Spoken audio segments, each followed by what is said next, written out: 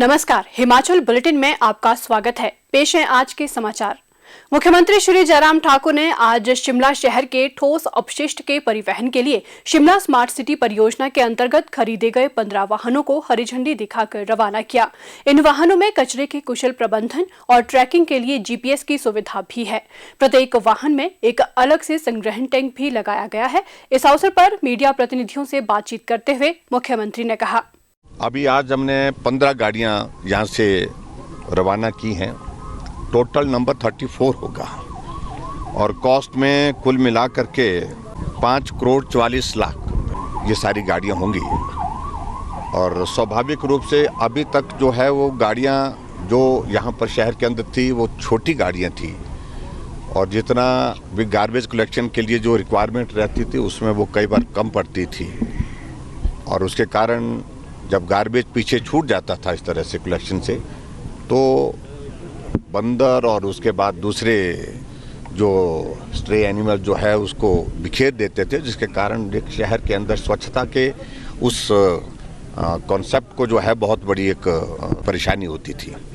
तो ऐसे में ये एक बहुत बेहतरीन शुरुआत है और मैं समझता हूँ कि भी आने वाले समय के लिए, लंबे समय के लिए शिमला जो हमारा स्मार्ट सिटी का प्रोजेक्ट है, इसके अंतर्गत एक नहीं अनेकों प्रोजेक्ट्स हमारे इस वक्त बहुत तेज़ी से आगे बढ़ रहे हैं और ये भी प्रोजेक्ट जिसके लिए सारी औपचारिकताएं पूर्ण कर ली गई थी, आज वो पूरी होने के बाद 15 गाड़ियां हमने रवाना की।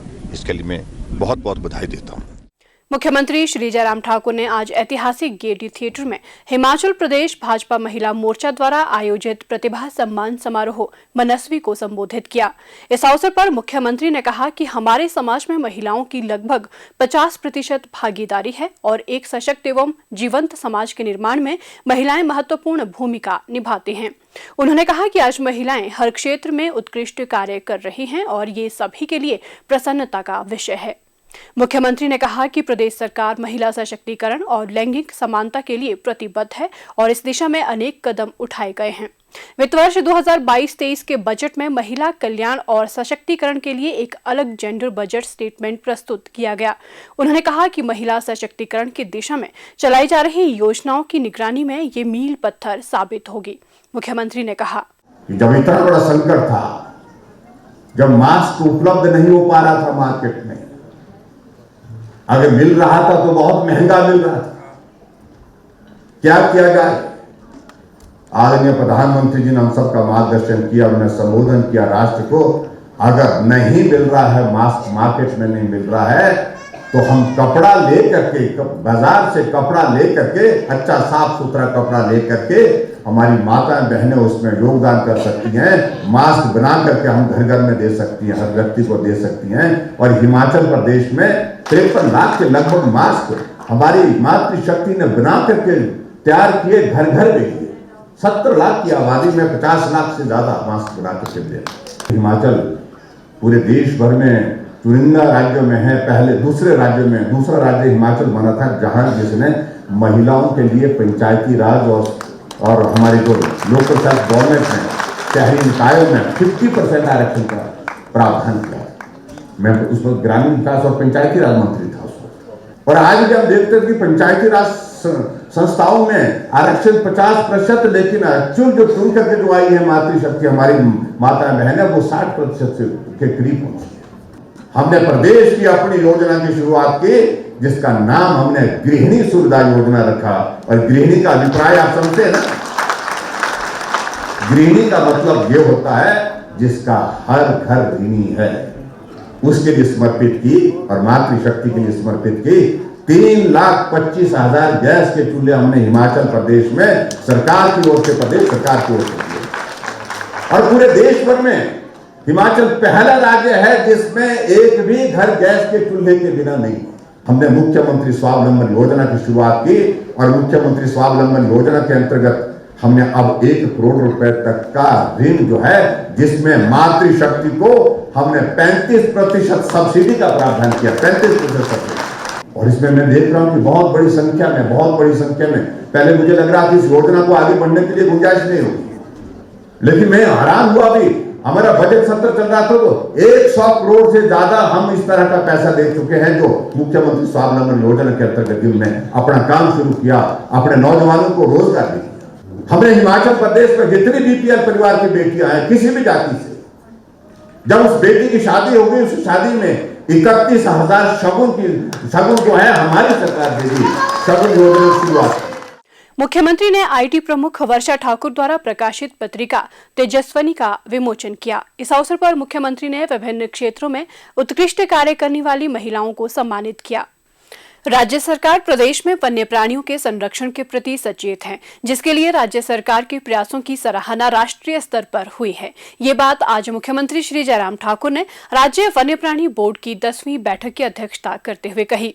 मुख्यमंत्री ने कहा कि संबद्ध विभागों में समन्वय सुनिश्चित कर सभी विकासात्मक परियोजनाओं के निर्माण कार्य में तेजी लाई जानी चाहिए। श्री जयराम ठाकुर ने कहा कि वन्य प्राणियों का संरक्षण महत्वपूर्ण है, लेकिन साथ ही ये भी सुनिश्चित करने की आवश्यकता है कि वन्य प्राणी क्षेत्रों से संबंधित विभिन्न मामलों के कारण विकास कार्य बाधित न हो। उन्होंने अधिकारियों को थुनाग, पजूत, लंबा सफर, चिलमगढ़, शिकारी देवी से प्रस्तावित सड़क निर्माण के लिए समयबद्ध स्वीकृति सुनिश्चित करने के भी निर्देश दिए। इससे क्षेत्र में पर्यटन गतिविधियों को बढ़ावा मिलेगा। उन्होंने दुर्लभ हिमालयी प्रजातियों के पशु पक्षियों के संरक्षण के लिए ठोस योजना बनाए जाने पर भी बल दिया। बैठक में messrs premier alcobev private limited द्वारा कांगड़ा जिला के औद्योगिक क्षेत्र संसारपुर टेरेस में ग्रेन बेस्ड डिस्टिलरी और सह उत्पादन बिजली संयंत्र के विस्तार के संबंध में राष्ट्रीय वन्य प्राणी बोर्ड को अनुशंसित करने का भी निर्णय लिया गया। बोर्ड ने रक्षम चितकुल वन्य प्राणी अभ्यारण्य के भीतर भारतीय तिब्बत सीमा पुलिस बल द्वारा नगसती में हेलीपैड के निर्माण के लिए 0.0375 हेक्टेयर वन भूमि के डायवर्जन को स्वीकृति प्रदान की तथा इसे राष्ट्रीय वन्य प्राणी बोर्ड को अनुशंसित किया। मुख्यमंत्री ने कहा, हमको हिमाचल प्रदेश में हमको फोकस होकर के इस सारी चीज को सोचना चाहिए कि वाइल्ड लाइफ में और हम क्या चीज़ें कर सकते हैं, स्पेसिफिक चीज़ें। और हमारा रूटीन की चीज़ों में है, ये चीज़ कर ली, वो चीज़ कर ली, ऐसा कर लिया। कुछ एक चीज़ में ऐसा हम डेवलप करें जो एक हिमाचल के नाम से जाना जाए और जिसके कारण हमारे एक टूरिस्ट डेस्टिनेशन है हमारा state, internationally known tourist destination. तो जहाँ हिमाचल में लोग आए, जैसे अटल टनल हमारी बनी है, तो एक वो टूरिस्ट के लिए एक अट्रैक्शन का एक वो बन गया, क्योंकि उसको देखने के लिए लोग आते हैं। क्या वाइल्ड लाइफ में कोई ऐसी चीज़ हम डेवलप कर सकते हैं, ऐसी कोई चीज़ हम कर सकते हैं जो हमारे टूरिस्ट के लिए अट्रैक्शन का सेंटर बने, जहाँ टूरिस्ट को हम बोल सके कि यहाँ जाओ, आप परिवार के साथ आए होते हैं, बच्चों के साथ आए होते हैं, तो उनसे वहाँ जा कर के वो उसको देखें। तो ऐसी चीज़ों को डेवलप करने के लिए क्या वाइल्ड लाइफ में हम कुछ सोच सकते हैं। हिमाचल की ज्योग्राफिकल कंडीशंस के मुताबिक, यहाँ पर एनवायरनमेंट, वेदर की हमारी सारी कंडीशंस के मुताबिक क्या चीज़ हो सकती है, क्या चीज़ सोची जा सकती है हिमाचल प्रदेश में, उस पर हमको फिर रिसर्च आपके पास बहुत सारी चीज़ों की अवेलेबल है जो किया जा सकता है। उसको वर्कआउट करो, प्रोजेक्ट बनाओ, प्रोजेक्ट बनाने के बाद फिर उसके लिए हम सेंटर से फंडिंग का अरेंजमेंट करें या स्टेट से भी कंट्रीब्यूट करें, ताकि उस चीज़ को हम यहाँ पर खड़ा कर सकें और वो एक पहचान वाइल्ड लाइफ एरिया के लिए हमारे यहाँ पर एक पहचान बन सके। मुख्यमंत्री श्री जयराम ठाकुर ने गत सायं कुल्लू के रथ मैदान में आयोजित कुल्लू कार्निवाल का शुभारंभ किया।